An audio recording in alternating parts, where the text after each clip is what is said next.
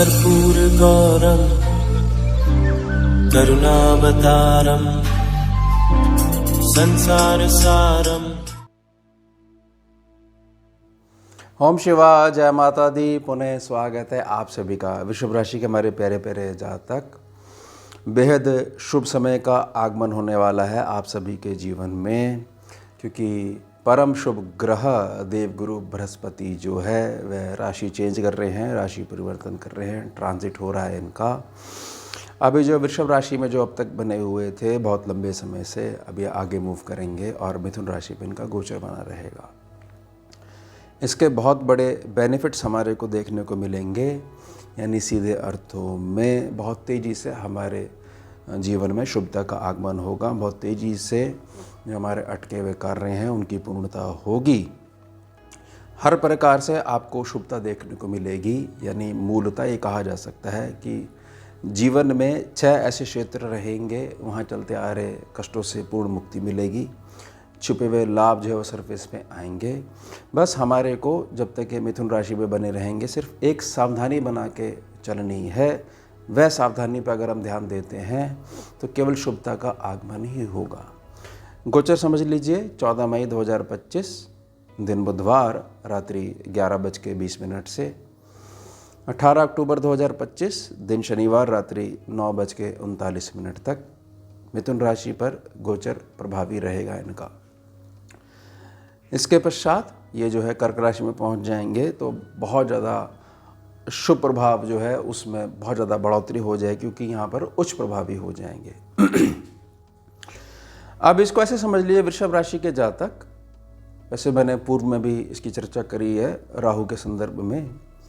देखिए, अनुभव इस प्रकार का है कि वृषभ राशि जो है उसमें बृहस्पति बड़ा असहज महसूस करते हैं, यानी थोड़े से वीक हो जाते हैं। तो वह केवल उसी क्षेत्र को बचाने का प्रयास करते हैं जिस क्षेत्र में वो बैठे होते हैं, नहीं यानी कि जहाँ पर जो है वृषभ राशि, यानी कि जहाँ पर लगन भाव पड़ता है आपका, जो कि गोचर की कुंडली है। अब जहाँ जहाँ दृष्टि पड़ रही थी वृषभ राशि में जब बैठे हुए थे तो वह स्थान पे जो दृष्टि है वह वीक हो गई। साथ ही साथ इनके जो 2 राशि हैं धनु और मीन, जैसे आपके 8th सेक्शन में पड़ती है और आपके लाभ सेक्शन में पड़ती है, दोनों राशियाँ धनु और मीन, वह भी घर वीक होने लग गए। राहु ने भी इसका बहुत अधिक फायदा उठाया।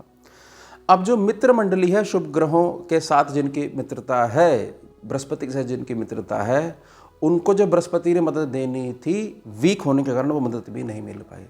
यानी कि कहा जा सकता है कि ठीक ठाक जीवन तो चल रहा है, मज़े वाली बात नहीं है पिछले 1 वर्ष से, तो अब मज़े और आनंद वाली बात आने वाली है। चलिए विषय प्रारंभ कर लेते हैं, और इसमें जो एक सावधानी है वो अंत में मैं प्रार्थना करूंगा, उसको ज़रूर स्वीकार करिएगा। सबसे बड़ा रिलीफ तो ये मिलने वाला है कि जैसे ही ये वृषभ राशि से लगन से हटेंगे तो इनका अपना निजी भार इतना अधिक होता है कि कुछ ना कुछ उस सेक्शन को तो दबाते ही हैं। अब जातक अगर यह कंप्लेंट करता है कि देखिए सारा कुछ अच्छा है लेकिन फिर भी मेरे जीवन में जो कष्ट हैं आते तो हैं, चले तो जाते हैं, लेकिन किसी प्रकार से ना मैं जो एक स्वतंत्रता वाला जीवन जो जीना चाहता हूँ वह जी नहीं पा रहा हूँ पिछले 1 वर्ष से। तो अब टेंशन जो है वो ख़त्म हो जाएगी। किसी न किसी रूप में कोई भी व्यवधान जो है, जो मानसिक रूप से हमारे को जिसने परेशान करके रखा हुआ था, वो गृहस्थी की तरफ से भी हो सकता है, सेहत की तरफ से भी हो सकता है, खर्चों को लेके भी हो सकता है, कोई ना कोई एक ऐसी चीज़ जिससे कि सम्मुख व्यक्ति को हम जब भी कोई हमारे से हमारे हालचाल पूछता है तो हम आनंद से वह बात नहीं बोल पाते हैं कि बहुत मौज हो रखी है, सीधा बोलते हैं हाँ ठीक ठाक है जी, सब ठीक ठाक है। तो ठीक ठाक है, बहुत बुरे वाले में भी नहीं है और बड़े शुभ में भी नहीं है, जो बीच की स्थिति है, तो वहाँ से जो है अब परम शुभता की तरफ आप जाओगे। दूसरा बड़ा बेनिफिट ये मिलने वाला है वृषभ राशि के जातक, और इसमें बहुत अधिक शुभता देखने को मिलेगी। मुझे नहीं पता ये सोर्सेस कैसे बनेंगे, बाकी तो आपकी निजी लगन कुंडली है, उसको अधिक जो है उसकी जांच की आवश्यकता रहेगी।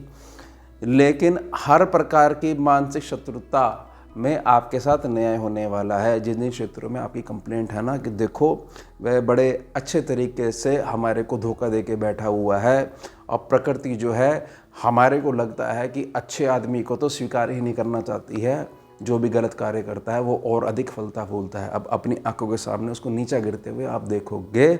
बस आपको यह क्लियर करवाना चाहती है प्रकृति कि अंधेर नहीं है, देरी बेशक हो जाती है, कोई कर्मों का प्रावधान जो है वह थोड़ा सा टेढ़ा बना रहता है।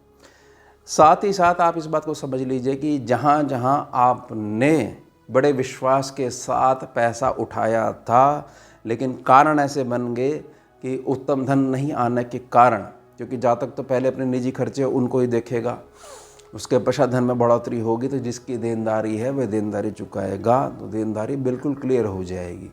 समझ जाइएगा होगी कैसे, ये महादेव को पता और बृहस्पति देव का आशीर्वाद। साथ ही साथ वृषभ राशि का जातक जो ऐसा है कि जिसने कि अपने एक उत्तम भविष्य की कल्पना को संजो के रखा है, अब उसमें सबसे बड़ी अड़चन है फाइनेंस की अवेलेबिलिटी नहीं है। फाइनेंस का मतलब ये समझ लीजिएगा कि जहाँ पर आपके पास सारी चीज़ें हैं लेकिन आपको जो बेस मिलना चाहिए, निधि का जो बेस मिलना चाहिए, पैसों का जो बेस मिलना चाहिए, वह बेस मिल ही नहीं पा रहा है। और पिछले 1 साल से दाल रोटी वाली चीज़ तो ठीक चल रही है, लेकिन जो करना चाहते हो, हृदय की जो बड़ी निजी इच्छा है, एक आपका स्वप्न है, उसकी पूर्ति में जो सारा जो भविष्य की इन्वेस्टमेंट आपने लगा दी है वह नहीं पूरी हो पा रही है, क्योंकि निधि नहीं है हमारे पास। तो वो पैसे आ जाएंगे, पैसे का इंतज़ाम हो जाएगा। थोड़ा सा विश्वास बना के रखिए। ये जो मूव है ना मिथुन राशि में, इससे बहुत बड़े बेनिफिट्स देखने को मिलेंगे। साथ ही साथ सबसे बड़ा बेनिफिट आपको आपका जो कर्म क्षेत्र है वहाँ पर देखने को मिलेगा। अब आपकी जो भी व्यवस्थाएं हैं जिसमें कि आपकी ये समझ लीजिए कि बुद्धिमत्ता बड़ी उत्तम है, लेकिन किसी न किसी कारण से पीछे रह जाते हो, तो लोग भी वही हैं, समय बदलेगा और आपकी बुद्धि का लोहा मानेंगे आपके अपने कर्म क्षेत्र वाले, और जिसका सीधा प्रभाव आपके घर पे भी पड़ेगा। ऐसा होता ना कि एक व्यक्ति अपने निजी कर्म क्षेत्र में निजी व्यवस्थाओं से इतना परेशान है तो घर वाले भी टोकना शुरू कर देते हैं। तो जातक कहता है भैया हमारे घर वाले ही हमारे को नहीं समझ रहे, हम जाएं तो जाएं कहाँ। घर वालों पर भी निजी प्रकृति है, बहुत अधिक फर्क पड़ने वाला है। समय और कर्म है, सब परिभाषा में सब इसमें ही समझ जाइएगा। साथ ही साथ इस बात को समझ जाइएगा, जहाँ मैंने उत्तम भविष्य की कामना के लिए जो निधि मिलनी चाहिए उसके लिए जो मैंने प्रार्थना करी है, तो जैसे ही वहाँ पर इन्वेस्टमेंट होगी और तुरंत प्रभाव से, क्योंकि आपने समझ लीजिए पूरी गाड़ी तैयार है, बस एक चीज़ है कि बस जो है फ्यूल पूरा करवाना है, फ्यूल अप करवानी है गाड़ी, और जो है और हम निकल पड़े अपने गंतव्य की ओर। तो तुरंत प्रभाव से आपके पास धन भी आने लग जाएगा। इसके लिए आपको इंतज़ार करने की ज़रूरत नहीं है। अब लास्ट में जो एक बेनिफिट है, साथ में एक मेरी प्रार्थना है, क्योंकि वहाँ थोड़ी सी टक्कर आपको बृहस्पति दे सकते हैं, क्योंकि जहाँ बैठेंगे उस सेक्शन को थोड़ा सा दबाते हैं। देखिए इस बात में कोई डाउट नहीं है कि नकद धन में बढ़ोतरी होने वाली है। इस बात में भी कोई डाउट नहीं है कि आप बड़े विश्वास के साथ, पूरी ईमानदारी के साथ जहाँ जहाँ अपनी वाणी का प्रयोग करोगे वहाँ आपकी बात मानी जाएगी। न्याय को लेकर बिल्कुल शिकायत नहीं रहने वाली है, लेकिन जहाँ पर आपने सावधानी नहीं दिखाई तो वहाँ पर आपके अपने कुटुंब के सदस्यों के द्वारा ही धन को लेके, प्रॉपर्टी को लेके कुछ गड़बड़ हो सकती है। मैं आपको एक उदाहरण देता हूँ। मान लीजिए कोई पुश्तैनी ज़मीन है आपके पास, वृषभ राशि के जातक, और उसमें आपने बहुत अधिक विश्वास करके ये बोला कि कोई बात नहीं, छोटे भाई कब बड़े भाइयों से आज्ञा लेने लग गए, कब पूछने लग गए, आप तो बता दीजिएगा, हम दस्तखत कर देंगे, बाकी जैसा हो वैसा आप कर लीजिएगा। तो यहाँ आपने सावधानी नहीं दिखाई तो कुछ गड़बड़ हो सकती है, होगी ही। ऐसा मैं बिल्कुल नहीं कह रहा हूँ कि होगी ही, हर हाल में होगी ही। तो उससे क्या होगा, फिर उस गड़बड़ को ठीक करने के लिए आपको अपना एक्स्ट्रा धन खर्च करना पड़ेगा।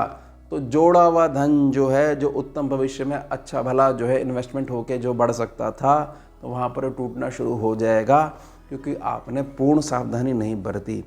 इसके अलावा समझ लीजिए कि यह कह सकते हो आप कि 6 क्षेत्र ऐसे हैं जहाँ पर चल रहे कष्टों से मुक्ति मिलेगी, और उन कष्टों के नीचे जो लाभ छुप के बैठे हुए थे वो सरफेस पे आएंगे। बस कभी भी नकद धन को लेकर और ख़ासतौर से कुटुंब के सदस्यों के साथ अपनी किसी भी प्रकार की पुश्तैनी प्रॉपर्टी है, कोई वाहन इत्यादि है या कुछ गहने इत्यादि हैं या कोई ऐसी बात है जो आपने 4 जनों के सम्मुख नहीं कही है, वह सावधानी नहीं दिखाई है, तो अगला व्यक्ति आपका ही अपना पलट सकता है। ये सावधानी बना के आपने रखनी है। इसके अलावा पूरी मौज रहेगी। और उसके पश्चात सर्दियों में जब ये उच्च के हो जाएंगे, कर्क राशि में पहुंच जाएंगे, फिर देखिएगा भाग्य बड़े 100% पे काम करेगा और भी बहुत बड़े बड़े बेनिफिट्स आपको देखने को मिलेंगे। तो ये हो गया हमारा उत्तम विषय। मिलते हैं आपसे अगले भाग में नए विषय के साथ। जुड़िए और जोड़िए। ओम शिवा जय माता। भुजगेन्द्रहारम् कर्पूरगौरं करुणावतारं